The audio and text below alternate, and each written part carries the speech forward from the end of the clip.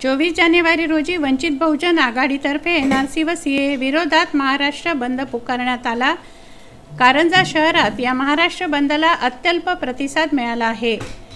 कारंजा शहर सकाळच्या वेळी बंद ठेवण्यात आलं। या बंदला कारंजकरांनी अत्यल्प प्रतिसाद दिल्याचं आढळून आलं। काही तुरळक ठिकाणी दुकानं बंद दिसली।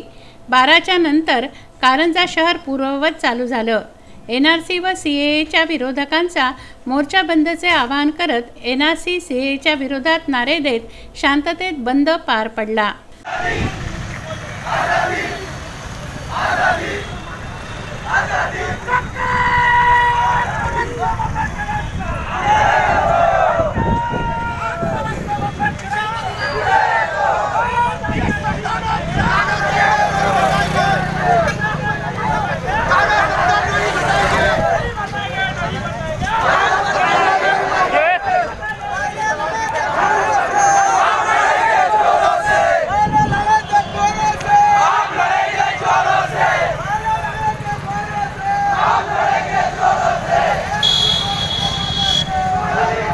अक्षय लोटे, विदर्भ न्यूज, कारंजा लाड।